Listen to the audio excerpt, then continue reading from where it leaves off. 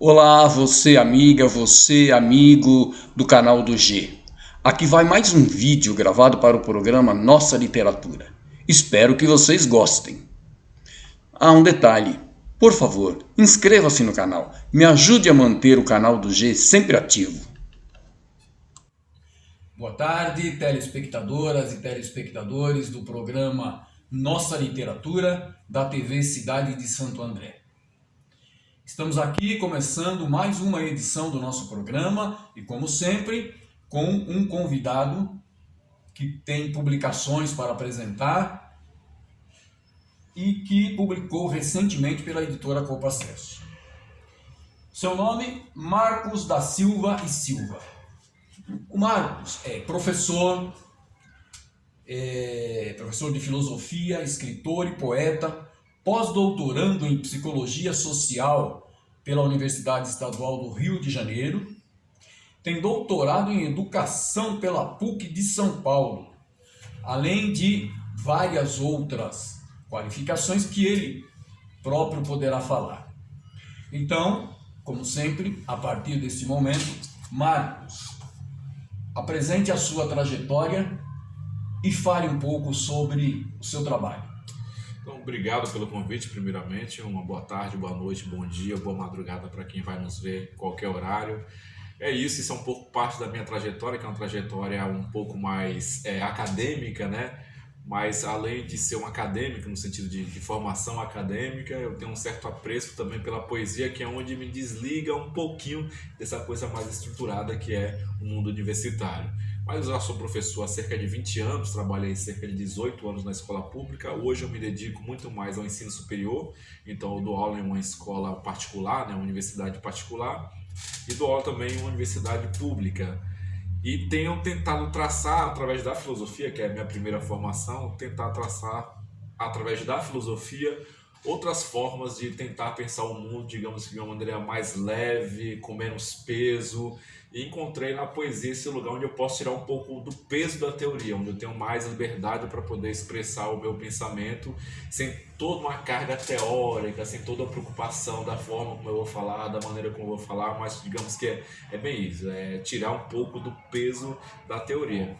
E é isso a minha trajetória. Mas também tem uma trajetória no serviço social, tem uma trajetória na Fundação Casa, tem uma trajetória no MST. Então eu tenho 42 anos, mas às vezes eu acho que eu já vivi muita coisa. Tem muita coisa para ser vivida, mas eu já fiz muita coisa. Então fui seminarista, fui franciscana, fui do MST, trabalhei na Fundação Casa, trabalhei em serviço social, trabalhei como professor de educação básica, do ensino superior, do ensino técnico e assim por diante. E acho que são essas experiências que fez com que eu quisesse continuar a minha vida mais através da letra, através da palavra. Então, nesse momento, digamos que eu sou um homem da palavra, eu transformei as minhas experiências em palavras. Muito bem. Hoje você está mais para poeta e escritor do que para professor. Do que o professor.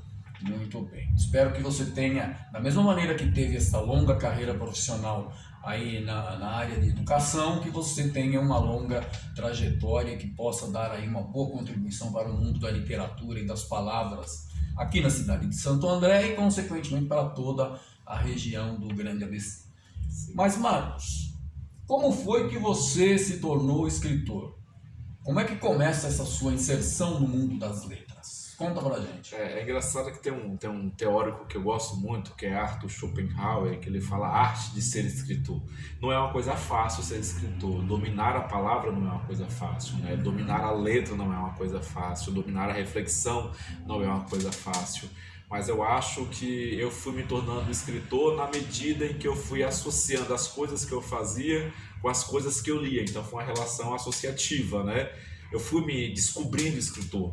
Mas foi um peso muito grande você se descobrir escritor.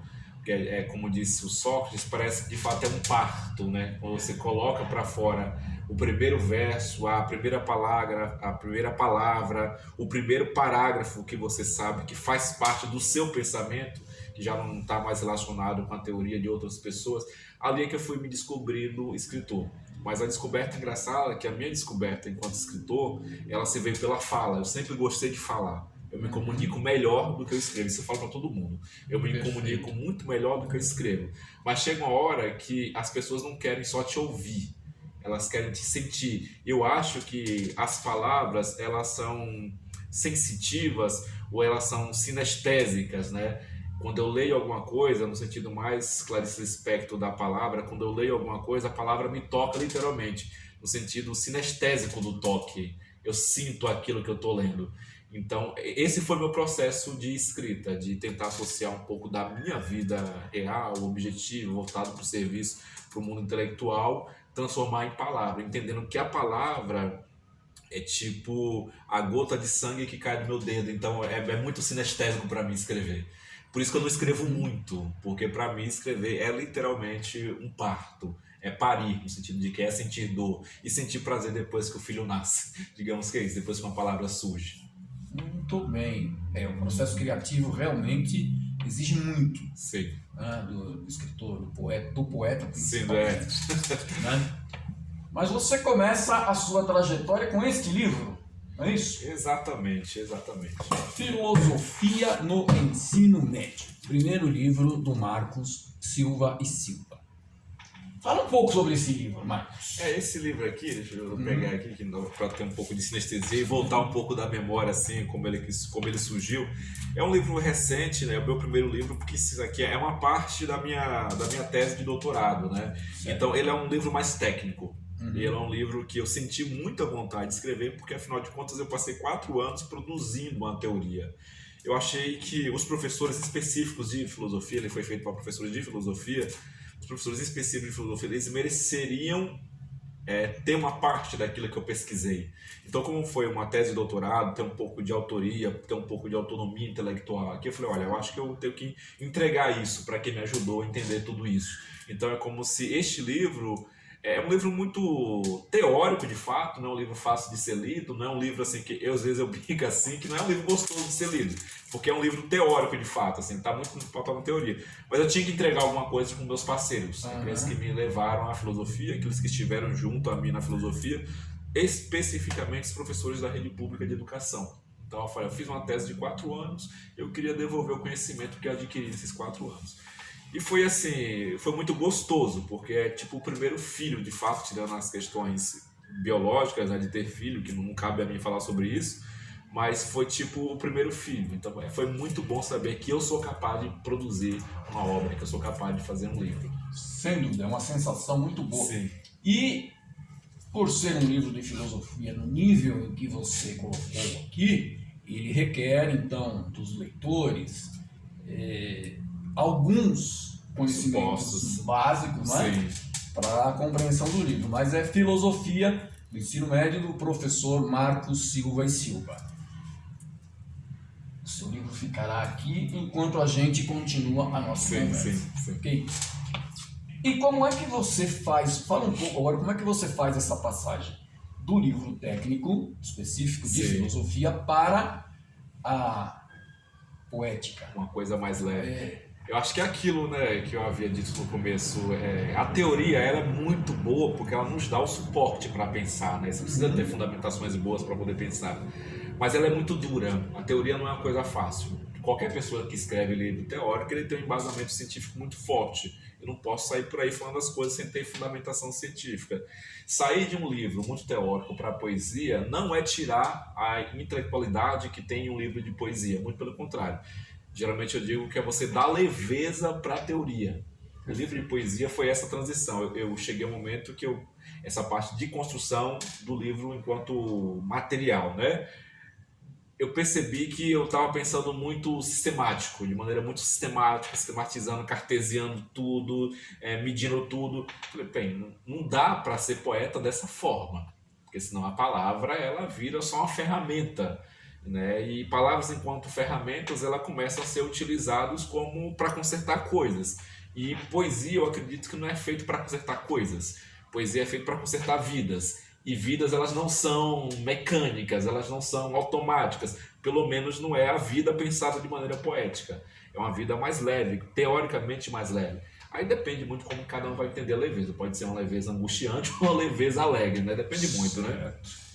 Mas aí essa foi a minha transição, de pegar um livro teórico, a maneira como eu escrevi esse livro teórico, e dar leveza para essa teoria. Qual que é a melhor forma para isso, né? Eu já há muito tempo, e eu não contei essa parte agora, vou entrar na parte pessoal, antes de escrever esse livro, que é de poesia aqui, a minha primeira profissão, o meu primeiro trabalho, acho que eu devia ter 13, 14 anos, foi de jardineiro ou de paisagista.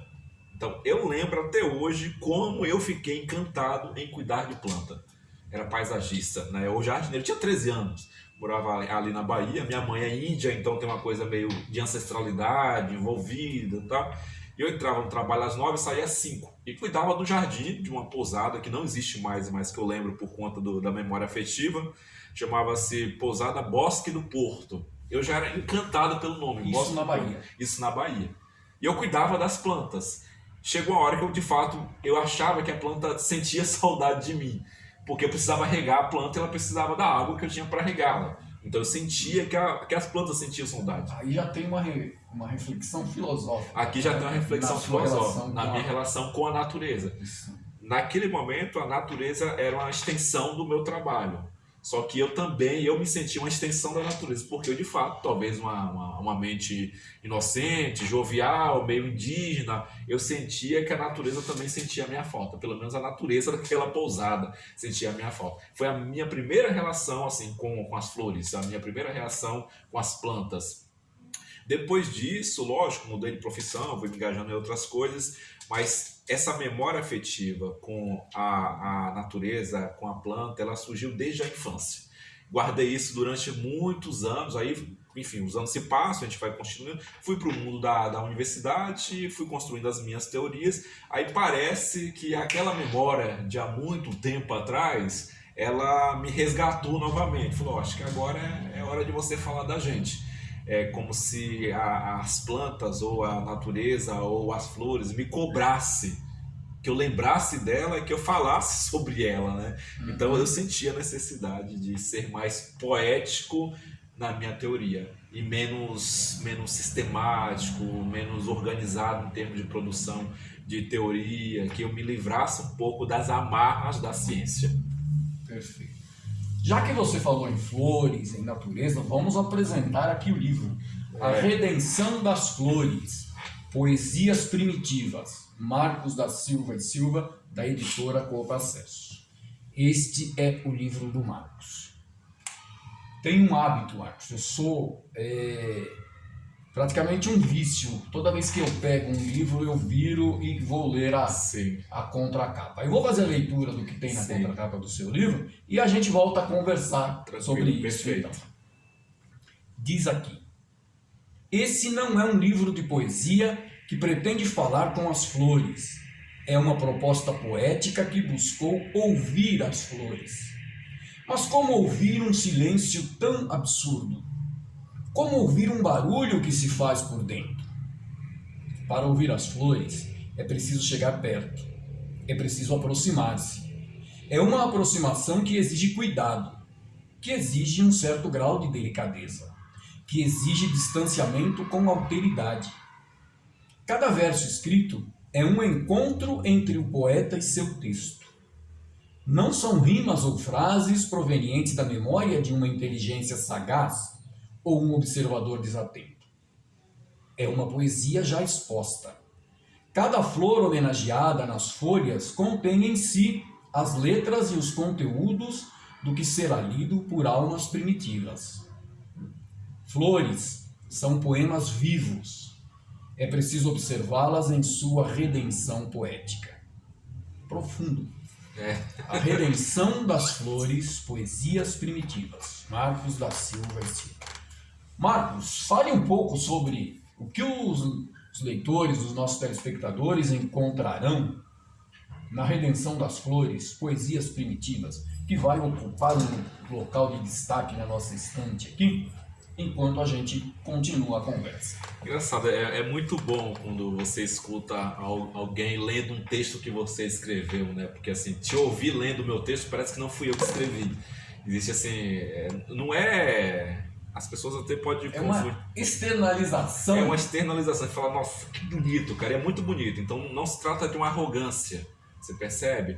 Mas é um distanciamento, que agora eu consigo ver o meu texto por outros ouvidos, eu consigo ouvir o meu texto e ver o meu texto por outras bocas. Então eu consigo ouvir quando você está lendo, nossa, que bonito isso. Aí eu tomo distanciamento. Esse distanciamento que o texto já não é meu.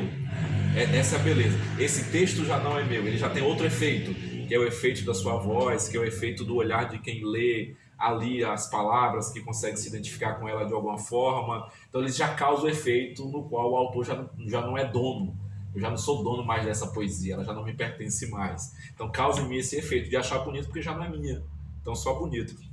Mas A Redenção das Flores, eu escrevi esse livro durante a pandemia, então foram os 2 anos de pandemia.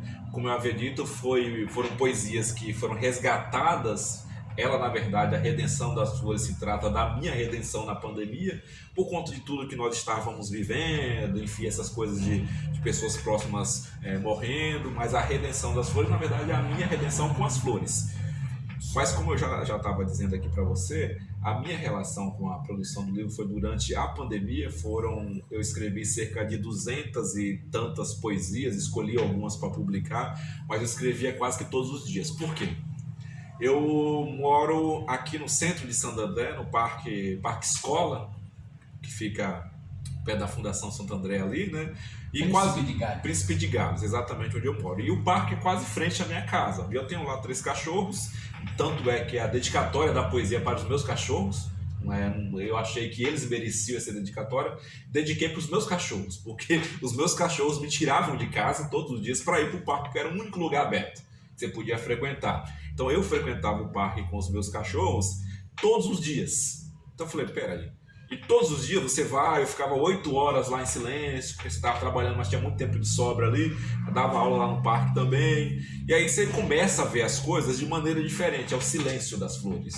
Você começa a observar as flores. Só que a observação visual, ela passa a não ser suficiente. Ela já não era mais suficiente. Eu tinha que entender o que mais poderia vir de uma simples observação. Porque observar é algo meio que egóico, né? Eu observo as flores, mas eu sei que aquilo que ela tem para me falar é muito mais do que a aparência. Aí é onde entra mais do que a observação. Então pode ser assim que talvez eu tenha escrito de um jogo de relação. Eu de fato tenho uma das poesias que eu escrevo, que é como que uma flor me seduziu. Uma flor me seduziu. Ela passou tanto tempo ali sendo observada por mim, que chegou a hora e falei, não, essa flor só pode estar me paquerando, não é possível, né? Não é possível. Uma flor tão bonita assim, eu falei, pô, eu não sou tão bonita assim para uma flor gostar de mim. Então pode ser que tenha sido uma projeção minha, obviamente do ponto de vista psicológico, né? Se for, não tem problema, mas é uma projeção poética. Começou com essa relação todos os dias no parque, todos os dias com os meus cachorros no parque e todos os dias observando as flores, que chegou a hora que eu falei, nossa, eu acho que essa pandemia, o que me sustentou, que cada um teve a sua neurose na pandemia, mas o que me sustentou foram as flores do parque. As flores do parque é que me redimia todos os dias, que dava para mim a redenção dos dias. Chegou uma hora que eu falei, olha, é a redenção das flores, que na verdade é a minha redenção, né? Mas a redenção das flores, porque para que elas, e aí entra uma noção de cuidado que você falou aqui no finalzinho, para que as flores elas sirvam como redentoras, ou que elas sejam redentoras, é necessário que elas sejam cuidadas. E aí tem um certo distanciamento do que é cuidar da natureza como objeto a ser observado e o que é cuidar da natureza enquanto entes no mundo. Então as flores deixaram de ser objetos da natureza e as flores passaram a ser para mim entes no mundo, criaturas no mundo. E assim como eu cuidava dos meus cachorros, que não gostava de vê-los sofrer, que não gostava de vê-los machucar a pata, que gostava de vê-los felizes, eu comecei a perceber que as flores também tinham essa especialidade, né? Elas gostam de ser observadas e precisam ser cuidadas. Só que ela não vai me falar, ela não vai latir para mim, ela está sempre ali. Qual que é a melhor forma de eu cuidar de uma flor? É tentando entender, se ela tivesse algo para me dizer, o que ela me diria. E aí começa essa comunicação com as flores. Eu sei que com a flor, ela jamais seria retórica, ela jamais seria mentirosa, ela jamais seria científica. Eu acho que a flor em si, está ali no trecho que você leu, a flor em si, ela é poética, a flor é poética. Se ela pudesse falar, eu acho que toda flor só falaria em forma de poesia. Ela não teria essa forma sisuda, como eu estou falando aqui. Eu acho que toda palavra, todo verso de uma flor seria um verso poético, se uma flor pudesse falar. Então eu tentei assim, de fato acaba sendo uma viagem filosófica. Se ela pudesse falar, como que uma margarida falaria? Como que um girassol falaria? Como que uma roseira falaria? Que palavras que ela iria utilizar? Eu não consigo imaginar uma narrativa sendo feita por uma flor se não for uma narrativa poética. Então, digamos, esse é o processo de compreensão da maneira como as flores me atingiram. E aí vem a outra parte, né? Por que primitivas? Porque a natureza é primitiva, né? Primitiva no sentido de uma das primeiras coisas a serem criadas no mundo. Ela é pura, a natureza é inatura. E esse primitivo tem a ver, de fato, com aquilo que é de primitivo em nós, que é a primitividade negativa, não sei se a gente avaliar como negativa, né? As coisas ruins que a gente faz, mas tem algo primitivo em nós que a gente quase não aborda, que é as coisas boas que a natureza nos faz pensar. Somos seres primitivos, no sentido, eu posso olhar para uma flor e me sentir tão enterrado na terra quanto ela. Isso é ser primitivo. É enfiar o pé no chão e sentir que há chão debaixo dos meus pés. E sentir que, além de eu tocar o chão me toca. Além de eu tocar a flor me toca. Só que esse toque, ele não é físico. Esse toque, neste caso, ele é poético. Muito bem, Marcos. Vamos fazer uma coisa. Para que os nossos telespectadores e telespectadoras tenham um pouco de noção do que vão encontrar aqui na Redenção das Flores, você poderia ler um dos seus poemas para nós? Leio sim, tem vários aqui que eu gosto em particular, mas tem um que eu fiz que, na verdade, não foi uma flor, mas foi uma árvore, né? Não foi uma flor, que eu escrevo para as flores, mas eu também escrevi muito para as árvores, né? Eu observei muitas árvores, que eram muitas assim, poucas árvores ali, mas elas me deram uma dimensão universalista do que é uma árvore, sabe? Eu escrevi essa específico para uma árvore que, certa vez eu caminhando, eu vi que a árvore estava morrendo. Então eu escrevi para essa árvore, de forma geral, né? E aí eu vou ler a poesia, é uma poesia bastante contemporânea, porque fala assim do meio ambiente, da sustentabilidade. Então eu fiz uma leitura política contemporânea e poética ao mesmo tempo. Eu escrevi com essa intenção, que aí chama-se Ecocídio. E começa assim: eu vi uma árvore morrendo. Pela fratura em seu corpo parecia lhe faltar um órgão. Queria eu ser seu doador, mas não sou compatível. Me dói só de saber que não posso sentir seu sofrimento. Chorei em plantas. O vazio físico que lhe faltava me causava dor. Não sei como curar uma árvore que por muitas vezes cuidou do meu vazio, que também doía. Eu só queria lhe dar meu coração. Ela cuidou de mim com seu sofrimento, em silêncio. Morria cuidando em silêncio. O morrer da árvore me ensinava sobre a morte. Me dizia que somos seres para a morte. Ao mesmo tempo, com seu cuidado, me mostrava que somos seres para a vida. Mas eu queria dar à árvore o meu coração. Sobre a morte, pouco podemos dizer, mesmo que possamos ver, assim como eu vi, a dor da árvore. A ideia da morte da árvore me angustiava de forma concreta, desde as raízes. Mas a árvore me ensinava a viver, só de olhar ao seu redor. O temor dessa morte me traz o fato de que um dia morreremos.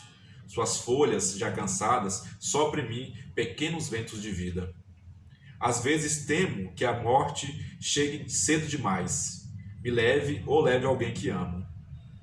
Eu sempre me antecipo para ver a árvore adoecida e levo comigo alguém que amo. Mas é a árvore que me espera, mesmo cansada. A morte não me é apreciável, nem a da árvore e nem a minha. Mas já olho a árvore de baixo para cima. Folhas são como constelações, o arrebatamento já antecipado. Há diversas formas de morte, diversas formas de se experimentar o morrer que se aproxima. Assim como há diversas folhas nessa árvore que morre diante de mim. Estar diante da sensação da morte dessa árvore é deparar-se com nada que me angustia. Mas a árvore me oferece sua sombra e tudo fica leve, fresco e calmo. A angústia da dor, o sofrimento e morte cotidiano da árvore me angustia. Mas são suas folhas minha salvação, e o seu olhar sua redenção. Não se pode escapar da morte, assim como não se pode escapar da beleza leve de suas folhas, do frescor de sua sombra e da profundidade que me leva às suas raízes. Eu sei que não consigo transplantar para a árvore parte do meu coração, mas eu posso falar do seu amor por mim, a partir do meu amor por ela. Fiz o meu coração palavra, poema e cura. Não salvei a árvore da morte, mas a palavra é verbo, e a árvore se fez eterna. Lhe dei meu coração. Essa poesia aqui, ela foi feita para uma árvore, de fato, que estava morrendo, uma árvore morrendo, e eu senti de fato, um sentido poético de dizer que se eu pudesse doar alguma coisa para a árvore, eu daria meu coração, porque tinha um oco nela. Quando as árvores estão morrendo, geralmente elas começam a morrer por dentro, né? Sem pelas raízes e por dentro, né? Aí o fora vai morrendo, as folhas vão caindo. E aquela árvore, ela tinha um oco dentro dela que estava apodrecendo. Falei, se a árvore fosse uma pessoa, eu queria dar meu coração para essa árvore, para ela voltar a viver. O que é mais engraçado, Jerônimo, é que um tempo depois, eu passeando no parque, eu vi que tinha um gambá dentro da árvore. Então, mais uma vez, a natureza me ensinou, a árvore não está morta, ela já tem um coração, que era, na verdade, o abrigo daquele gambá. E isso, para mim, foi fascinante, né? A natureza me ensinou de forma concreta, visual, a minha relação com a natureza. É como se o meu coração agora fosse um simples gambá que fez da árvore abrigo e, consequentemente, vida. Muito bem, Marcos Silva e Silva, um poeta da natureza. Marcos, se as pessoas quiserem adquirir o seu livro, como elas podem fazer? Acho que a primeira dica é venha aqui na livraria, conhece um pouco do trabalho da livraria, da editora. É um trabalho muito bonito. Assim, eu fiquei muito feliz quando eu peguei o livro e ele ficou exatamente do jeito que eu queria, muito próximo da terra, com cores próximo da terra, uma imagem maravilhosa. Enfim, a primeira dica é assim, vem aqui na livraria, essa é a primeira dica. E pega aqui o meu contato, o Instagram eu tenho, mas eu quase não utilizo. Parte das poesias, elas são acompanhadas de fotografias, mas dá para ver somente no meu Instagram, que é bloqueado, nem consigo falar senha do meu Instagram. Mas quem quiser entrar em contato, primeiro eu recomendo que venha aqui na livraria. Aí a partir daqui, o Jerônimo dá dica para todo mundo aí. Muito bem, as pessoas podem entrar no site da editora Copacesso também, Marcos, e tem lá no menu um Fale Conosco. Sim. Deixem a sua mensagem lá dizendo: quero adquirir o livro A Redenção das Flores, do Marcos da Silva e Silva, que a gente certamente entrará em contato com você e viabilizará aí uma maneira do livro chegar até as suas mãos. A Redenção das Flores, Poesias Primitivas, do Marcos da Silva e Silva, é uma publicação da editora Copacesso. Obrigado novamente, e só lembrando que a gente vai chegar na primavera, é o momento exato para quem quer ler livro sobre as flores, a poesia das flores, na virada do inverno para a primavera. Muito bem, então fiquem atentas e atentos aí à chegada da primavera. E se você escreve e não sabe como publicar, faça como fez o Marcos. Venha para a editora Copacesso, que a equipe da editora Copacesso vai te aconselhar, te orientar, você vai participar de todo o processo de elaboração do seu livro. O processo da publicação aqui é muito transparente. Este foi mais um programa Nossa Literatura, com a participação do professor Marcos da Silva e Silva, um poeta da natureza. Muito obrigado a todas e a todos vocês, e a gente se encontra no próximo Nossa Literatura na TV Cidade de Santo André. Até lá. Por hoje é só. Se você gostou, inscreva-se no nosso canal, curta, compartilhe com os seus amigos. Ajude a manter o canal do G sempre ativo. Muito obrigado e até o próximo.